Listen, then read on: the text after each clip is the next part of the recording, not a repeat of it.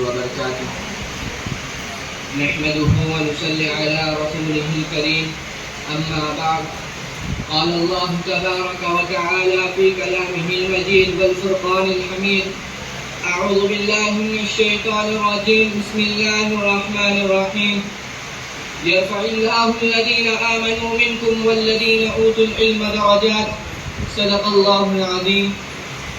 حضرات گرامی، یہ بات کسی سے پوشیدہ نہیں ہے کہ علم اور مطالعہ کبھی امت مسلمہ کا شعار تھا جو رفتہ رفتہ اڑتا ہی جا رہا ہے۔ جو قوم دنیا کے لیے رہنما تھی آج وہی ناخواندگی کے عمیق دریا کی غوطہ زن ہے۔ جس نے یورپ کو راہ دکھائی وہی آج بے راہ ہے۔ جس نے سائنس اور ٹیکنالوجی کی بنیاد ڈالی وہی ایجادات سے دور ہے۔ جس نے دنیا کو فن تاریخ سکھایا وہی اپنے تاریخ سے ناواقف ہے، جبکہ قرآن و احادیث کے فرمودات حصول علم کی اہمیت کو اجاگر کرتے ہیں۔ چنانچہ ایک موقع پر آپ صلی اللہ علیہ وسلم نے فرمایا طلب العلم فریضۃ علی کل مسلم، تو کہیں فرمایا من سلک طریقا یلتمس فیہ علما سہل اللہ بہ طریقا الی الجنہ، تو کہیں خداوند قدوس نے یرفع اللہ الذین آمنوا منکم والذین اوتوا العلم درجات کہہ کر علم والوں کے درجات کو بلند کیا، تو کہیں زبان رسالت صلی اللہ علیہ وسلم نے من خرج فی طلب العلم فهو فی سبیل اللہ کہہ کر طالب علم کو مجاہد فی سبیل اللہ کے برابر قرار دیا۔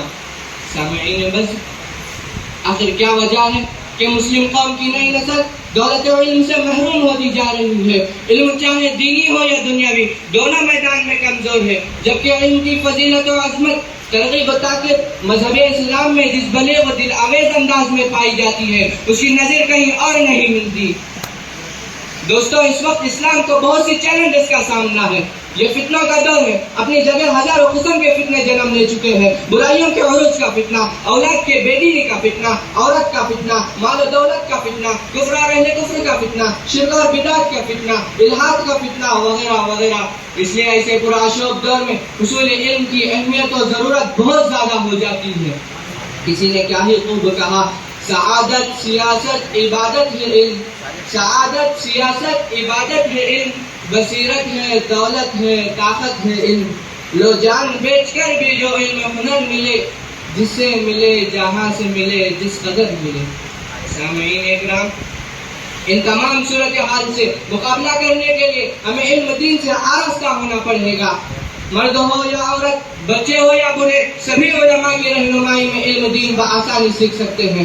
ہمارا دین نہایت ہی آسان ہے جس کو اللہ رب العزت نے کئی مقامات پر واضح کیا۔ اس پر یقین کرنے کی سخت ضرورت ہے۔ قرآن کو فہم و تدبر سے جاننے کی ضرورت ہے تاکہ ہم دین پر صحیح سے عمل کر سکیں اور اسلام اور مسلمانوں کے سامنے جو چیلنجز ہیں ان کا دندہ شکن جواب دے سکیں۔ سامعین کرام، یہ علم ہی تو ہے جو نبی کریم صلی اللہ علیہ وسلم نے عرب جیسے جاہل مطلق قوم کو زمین کے تہ خانوں سے نکال کر فرق الافلاق پر پہنچا دیا۔ علم وہ ہے جو اللہ ہم سے چاہتے ہیں، اور وہ علم صرف نبی پاک صلی اللہ علیہ وسلم کے طریقے پر ہے۔ علم نام ہے ربوبیت کا، شریعت کا، سنت نبوی صلی اللہ علیہ وسلم کا، جو اس کے سوا ہے سب فنون ہے، فنون ہے، فنون ہے۔ عزیز دوستوں، اب سوال یہ ہے کہ ہم اس علم کو حاصل کر کے کیا کریں؟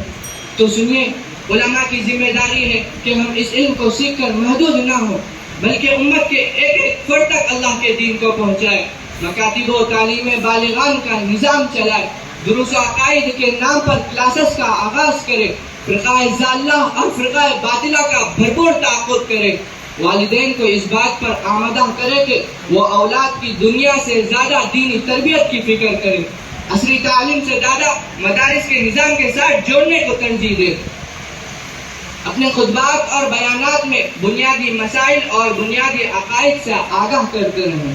دعا ہے کہ اللہ ہم سب کو علم دین پر ثابت قدمی عطا فرمائے۔ وما علینا الا البلاغ۔